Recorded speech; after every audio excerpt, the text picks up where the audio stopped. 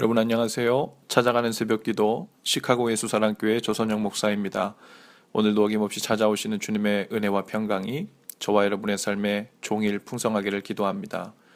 찾아가는 새벽기도는 기쁨의 언덕으로라는 연합감리교회 말씀 묵상집을 본문으로 사용하고 있습니다. 오늘 함께 나눌 하나님 말씀은 구약성경 창세기 46장 1절에서 4절까지 말씀입니다. 제가 읽어드리죠.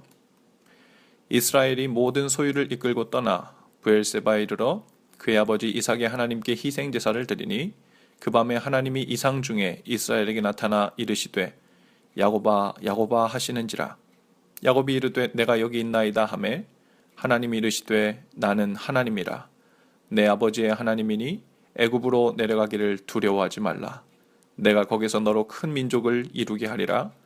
내가 너와 함께 애굽으로 내려가겠고 반드시 너를 인도하여 다시 올라올 것이며 요셉이 그의 손으로 내 눈을 감기리라 하셨더라. 아멘. 요셉은 가나안에 살고 있는 아버지 야곱과 더불어 모든 식솔들을 애굽 땅으로 초청합니다. 그리고 그들이 타고 올 수레와 또 길에서 먹을 양식과 곡식 그리고 바로의 선물들을 잔뜩 실어 보냈지요. 죽은 줄로만 알았던 요셉이 애굽의 총리가 되어 애굽에 자신의 민족이 거할 땅을 마련해 놓고 기다리고 있다는 소식을 들은 이 야곱의 마음이 어땠을까요? 정말 꿈만 같은 일이 벌어진 것이지요. 그런데 애굽을 향해 떠나야 하는 야곱의 한쪽 마음은 편치가 않았을 것입니다. 왜냐하면 할아버지 아브라함과 아버지 이삭을 통해 약속의 땅으로 주셨던 이 땅을 과연 떠나도 되는지, 과연 그래도 되는지에 대한 망설임과 두려움이 있었기 때문입니다. 1절에 보면 야곱이 브엘세바에 이르러 하나님께 제사를 드렸다고 했습니다. 이 브엘세바는 언약의 우물이라는 뜻으로 아브라함과 이삭이 오랫동안 거주하던 곳입니다. 즉 야곱의 고향이자 언약 구선의 고향과도 같은 곳이죠. 그래서 야곱은 브엘세바에서 제사를 드리면서 과연 이 가나안 땅을, 이 약속의 땅을 이대로 두고 떠나도 될지 망설였던 것입니다. 그 마음을 아셨던 하나님께서 밤의 이상 중에 하나님이 나타나셨어요. 이상은 일종의 꿈인데요. 단순한 꿈이 아니라 하나님께서 당신의 계획을 계시하는 특별한 방법으로서의 꿈입니다. 구약시대 하나님께서는 이런 방법을 종종 사용하셨어요. 그리고 하나님은 야곱의 이름을 2번이나 부르셨습니다. 이미 야복 강가에서 야곱에게 이스라엘이라는 새로운 이름을 주셨지만 하나님은 옛 이름인 야곱을 2번이나 부르셨습니다. 이것은 야곱으로 하여금 하나님과의 언약 관계에 있지 않았던 그 옛 모습을 돌아보게 하셨을 뿐 아니라 야곱이 이스라엘로 그 이름이 계명되기 전부터 그를 깊이 알고 계셨고 동행하셨으며 또 지금 가나안 땅에 있을 때뿐 아니라 앞으로 애굽 땅에 들어가 살 때에도 변함없이 함께 하시겠다는 그런 위로와 확신을 주시는 음성이었죠. 하나님께서는 3절과 4절에서 야곱에게 이렇게 분명히 말씀하십니다. 비록 애굽에서라 할지라도 너로 하여금 큰 민족을 이룰 것이고 약속의 땅에서 살게 하시겠다는 약속, 그것은 변함없이 이루어질 것이라는 것을 확증해 주신 거예요. 3절, 4절 말씀을 한 번 더 읽어드리죠. 하나님이 이르시되 나는 하나님이라. 내 아버지의 하나님이니 애굽으로 내려가기를 두려워하지 말라.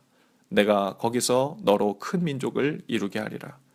내가 너와 함께 애굽으로 내려가겠고 반드시 너를 인도하여 다시 올라올 것이며 요셉이 그의 손으로 내 눈을 감기리라 하셨더라. 야곱은 하나님의 말씀에 이제 안심입니다. 그리고 하나님의 동행하심을 확신하며 애굽으로 내려간 거죠. 우리의 삶에도 마치 이러한 일을 만날 수 있습니다. 과연 이 길로 가는 것이 하나님 뜻이 맞는가? 교제하는 중에도 과연 내가 교제하고 있는 이 형제 자매가 하나님께서 내게 허락한 배우자가 맞을까 생각될 수 있습니다. 또 직업을 선택하고 이직을 할 때에도 또 진로를 선택할 때에도 하나님의 뜻에 대해 기도하며 고민할 때가 있습니다. 마치 야곱처럼 이렇게 가나안 땅에서 떨어져 있어도 하나님의 약속의 말씀이 성취되는 것이 맞는가? 이런 생각이 들 수 있죠. 그러나 한 가지 분명한 사실이 있습니다. 하나님은 그분의 뜻이 무엇인지 우리에게 수수께끼 하듯 맞춰보라고 하지 않으십니다. 정말로 알기 원하여 주님께 기도로 구한다면 하나님은 말씀을 통하여 마음의 확신과 평안을 주실 것입니다. 그러나 더 중요한 것은 A쪽 길이든지 B쪽 길이든지 하나님의 뜻은 둘 중 하나일 것이고 그 둘 중에 하나를 잘 선택해야 후회하지 않게 된다는 생각조차 내려놓아야 합니다. 양쪽 길 모두 하나님 보시기에 악한 길이 아니라면 어느 쪽 길을 하나님께서 원하실까 하는 것보다는 평안 가운데 하나님과 동행하고 있는가, 그것에 더 집중해야 합니다. 혹 자기의 욕심과 마음에 이끌려 자신의 마음도 속이면서 하나님의 뜻이 아닌 길을 선택할 수도 있습니다. 그러나 매일매일 하나님의 동행하심을 확신하고 말씀과 기도를 통해 연결되어 있는 그런 친밀한 관계라면 언제라도 주님은 우리의 그 경로를 바로잡아 주실 수 있습니다. 그러니 우리 믿는 사람들은 어떤 사람을 만나고 어떤 진로를 선택하며 직업을 선택해야 할지를 마치 운명론처럼 맞추려 하기보다는 매일매일 하나님 앞에서 신실하게 주어지는 길을 가되 성령님의 인도하심에 민감하게 반응하며 평안히 가면 됩니다. 주님의 말씀 안에서 평안히 동행하며 살고 있다면 비록 우리가 애굽으로 비유되는 세상의 한복판에 나와 있다 하더라도 그 속에서도 하나님의 약속은 성취되고 진행되고 인도받을 것입니다. 저도 9년 전 시카고에 하나님의 인도하심을 받아왔다고 확신했는데 돌아가는 형편을 보니 제가 계획하고 기대하던 것과는 사뭇 다르게 상황이 진행되었습니다. 교회 사역과 학교를 겸하는 것을 생각했지만 법적으로 제가 교단 신학교에서 공부하는 길이 막혀져 있었죠. 그러나 그 상황에서는 하나님의 뜻을 새롭게 묻기보다는 거기까지 인도하신 하나님을 신뢰하며 앞에 놓여진 일들에 집중하며 주님과 동행하기에 힘썼습니다. 결국 1년이 지나고 하나님은 학교의 정책을 바꾸시면서 합법적으로 제가 공부할 수 있는 길을 열어주셨어요.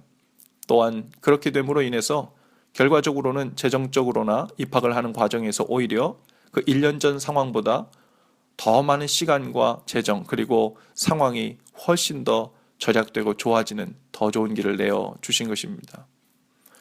목사 안수를 받는 과정에서도 인터뷰에서 떨어져 다시 1년을 기다려야 하는 때가 있었습니다. 그때 생각으로는 하나님께서 나를 사용하실 것이면 내가 목사 되는 시기를 왜 1년이나 늦추시는 것일까 하는 의문이 들었습니다. 그러나 오히려 그 계기로 인해 연회로부터 특별한 초청을 받아 2년 동안 특별 프로그램에 초청되어 목회에 관한 훈련을 받게 되는 좋은 계기가 되었습니다. 그 2년 동안의 트레이닝 시간이 제 목회 전반적인 부분에 있어서 지금 뿌리가 되고 방향성이 되고 있습니다. 어쩌면 여러분도 저와 같이 당연히 날 향한 하나님의 뜻과 길이라고 생각했던 곳에서 길을 잃는 경험을 할 수 있습니다. 그러나 우리가 걱정할 것은 우리가 생각했던 그 길 위에서 길을 잃는 것이 아닙니다. 주님께서만 옆에 함께 계시다면, 동행하고 있다면 우리는 길을 잃은 것이 아닙니다. 주님과만 여전히 동행하고 있다면 그곳이 애굽이든 시카고든 아직 길을 잃은 것이 아닙니다. 개인적인 삶에서 길을 잃었다고 생각될 때, 우리 가정 안에서 모든 관계들이 길을 잃은 것처럼 느껴질 때, 학업과 직장, 진로에서 길을 잃은 것 같이 생각될 때 우리는 길을 선택해주는 예언자를 찾아가지 않아도 됩니다. 바로 오늘 주님과 함께 동행하면서 가던 길을 평안 가운데 계속 가면 됩니다. 그러면 주님께서 갈림길이 나올 때마다 평안의 길로 인도하실 것이고 사막이 나온다면 사막에 길을 내실 것입니다. 주님과 동행하고 있는 매일이 우리가 선택하고 걸어야 할 길입니다. 함께 기도하십시다. 주님, 오늘도 제가 걸어가야 할 길은 바로 주님이심을 믿습니다. 주님은 내가 곧 길이요 진리요 생명이라고 하셨습니다. 오직 주님과 동행하는 것만을 매일 걸어갈 길로 삼게 하시고 진리의 지표로 삼고 걷게 하시며 또한 생명을 얻는 길임을 확신하고 걸어가게 하옵소서. 예수님의 이름으로 기도합니다. 아멘. 여러분, 오늘도 예수 사랑으로 파이팅입니다. 내일 아침 6시에 또 뵙겠습니다.